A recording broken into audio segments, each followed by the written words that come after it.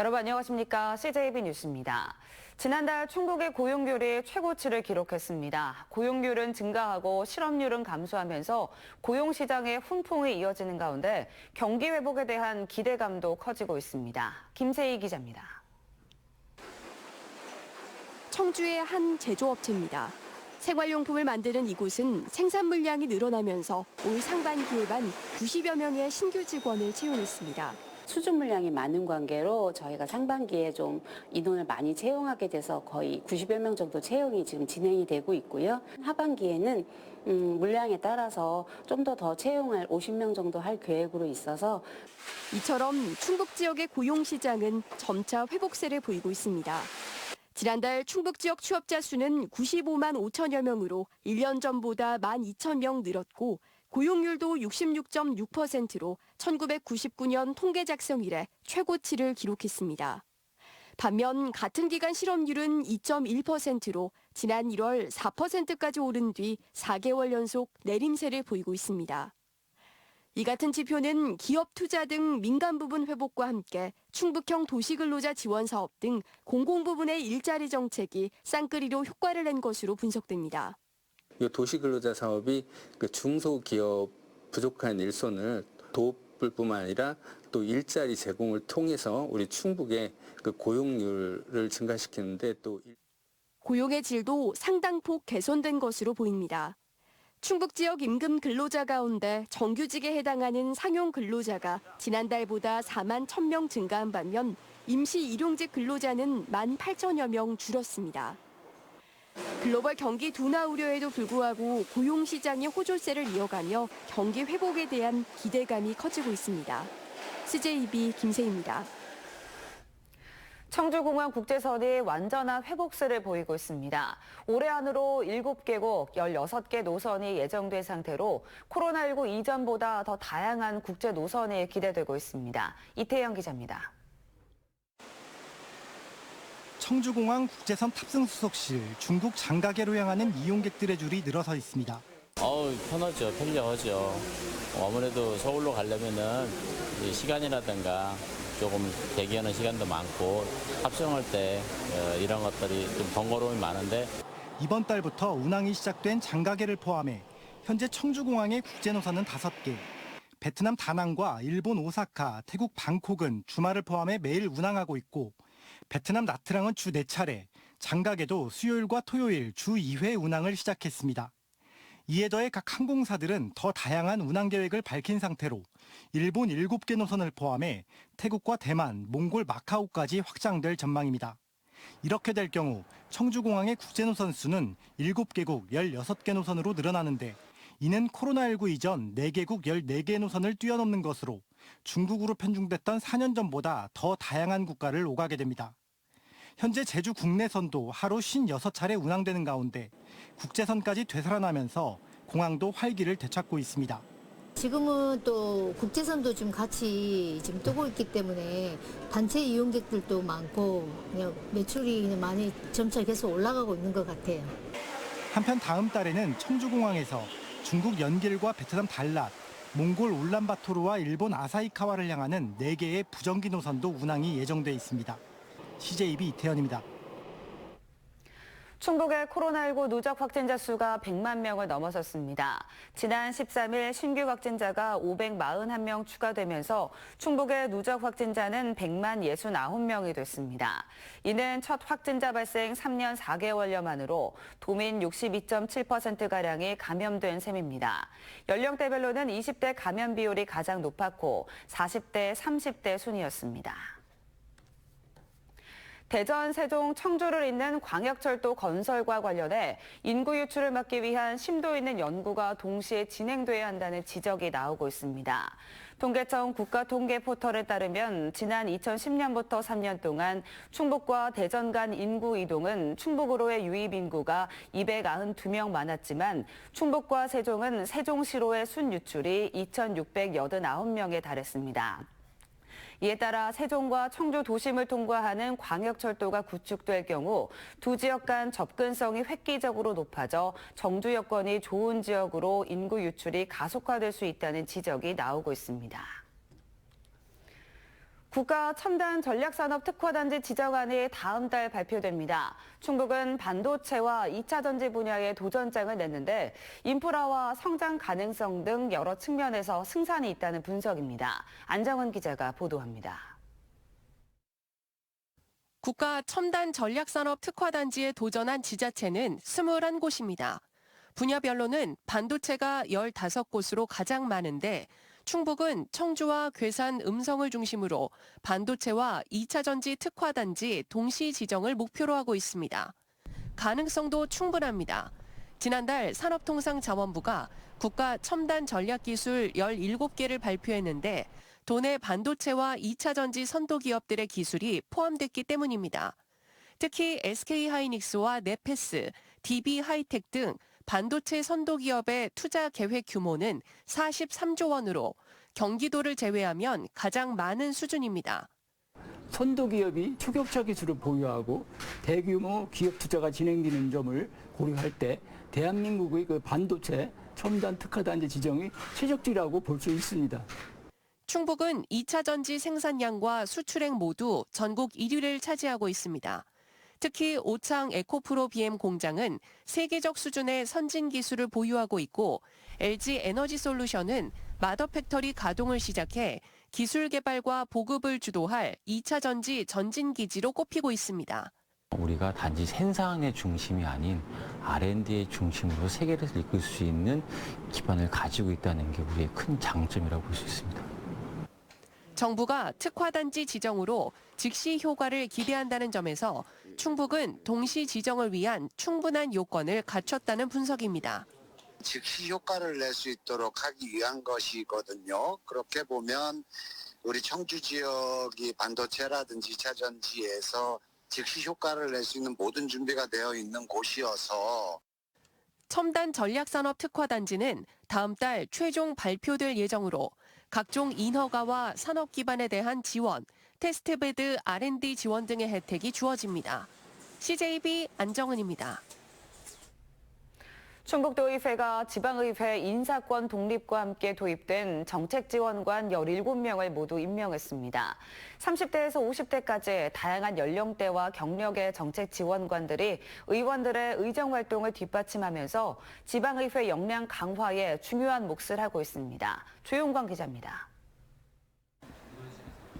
지난달 7대1의 경쟁을 뚫고 충북도의회 정책지원관에 임명된 이혜존 씨. 한국직업능력개발원 정책연구지원 업무와 경기도의회 입법조사관을 거친 재원입니다. 일단 저는 이제 정책 입안에 있어서 어떤 동향이라든지 이것들을 어떻게 지원되는지에 대한 절차나 형식들을 잘 알고 있고요. 의원님들을 보좌해서 지방의회 인사권 독립과 함께 지난해 6월부터 세 차례에 걸쳐 선발된 도의회 정책지원관 17명이 진용을 갖췄습니다. 91년생 33살부터 52살까지 연령층뿐 아니라 공공기관과 대학, 민간기업, 연구원 출신 등 경력도 다양합니다. 17명 중 상당수는 석사와 박사 학위 소유자입니다.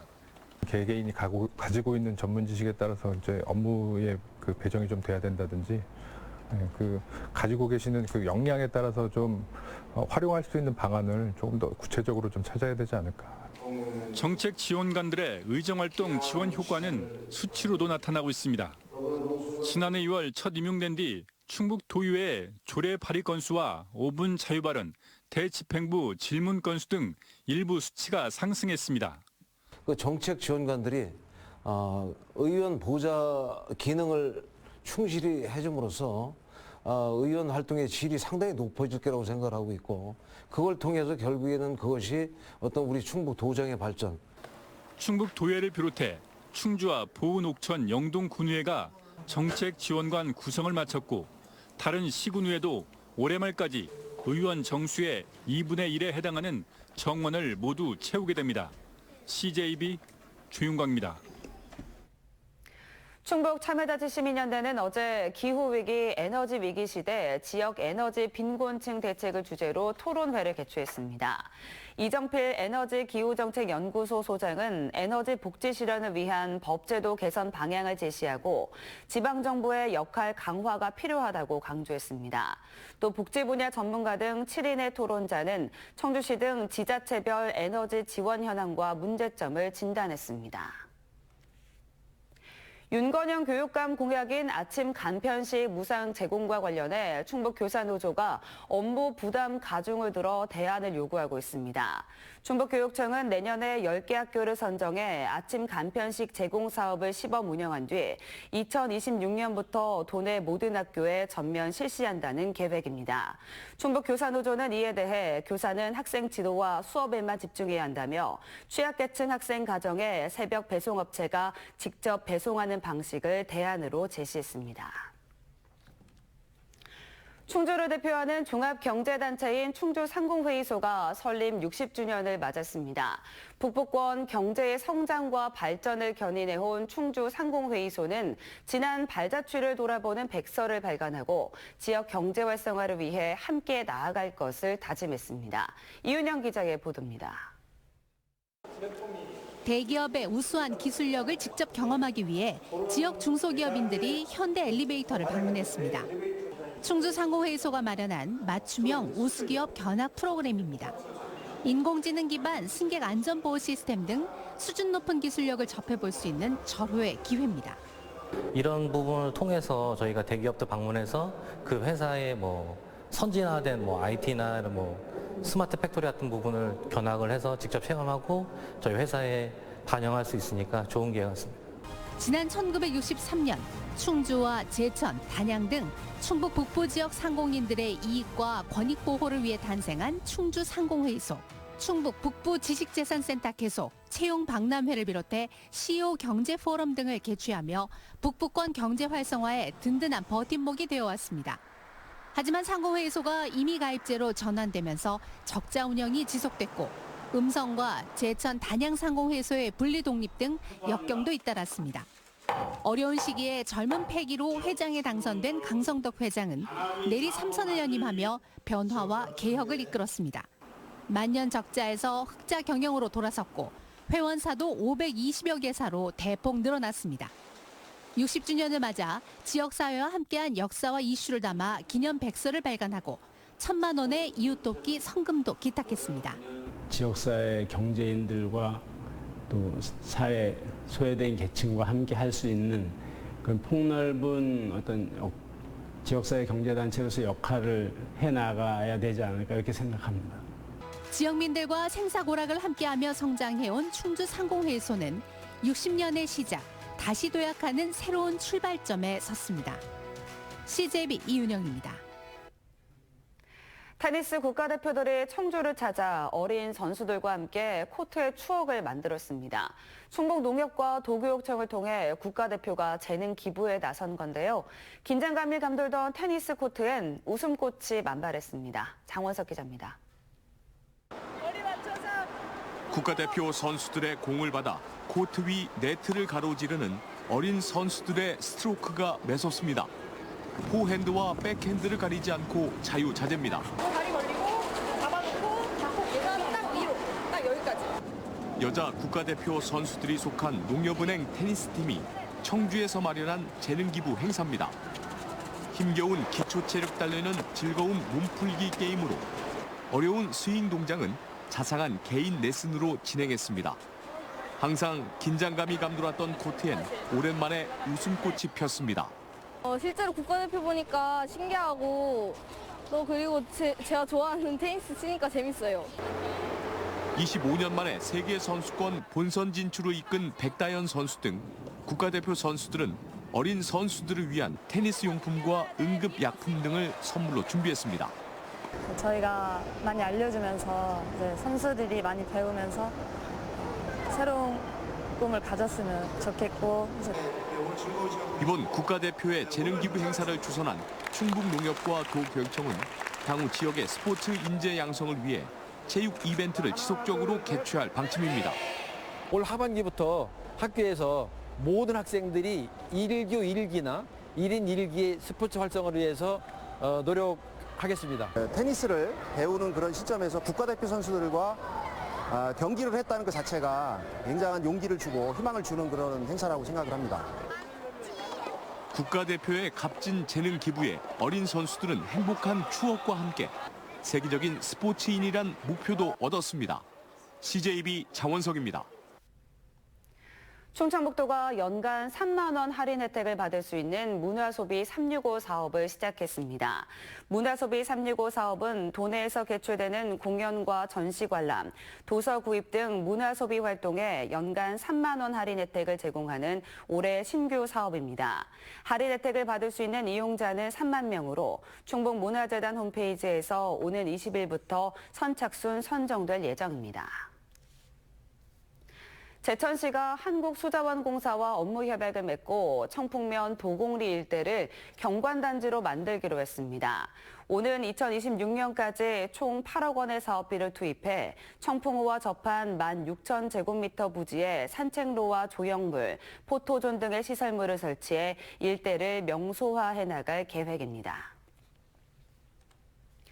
청주시가 무심천과 미호강 친수공간 마스터플랜 수립용역 중간 보고회를 개최했습니다. 어제 열린 중간 보고회에서는 친수공간을 만드는 전제 조건으로 주차장 등 부대시설 설치와 주변 상권과의 연계, 그리고 안전사고 발생에 대비한 공간 조성 등이 필요하다는 의견이 제시됐습니다. 청주시는 3개 핵심 권역으로 나눠 친수공간을 조성할 계획으로 신속하게 추진이 가능한 사업은 올해 추가 경정 예산에 반영해 진행합니다. 청주시가 고향사랑 기부제 답례품 공급업체를 오는 30일까지 추가 모집합니다. 모집 분야는 농축 임산물과 가공식품, 관광 서비스 등으로 청주에 사업장을 두고 있어야 합니다. 청주시는 현재 청원생명 쇼핑몰, 청주페이, 한국공예관 공예품, 녹용제품 등을 답례품으로 지급하고 있습니다. 충북교육청은 고등학생과 교사, 독도 교육 담당자 등 120명을 대상으로 총 3기에 걸쳐 독도, 울릉도 탐방을 진행한다고 밝혔습니다.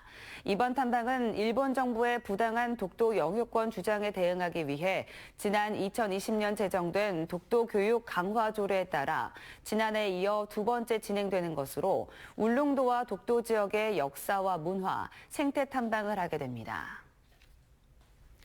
이상으로 CJB 뉴스를 마칩니다. 고맙습니다.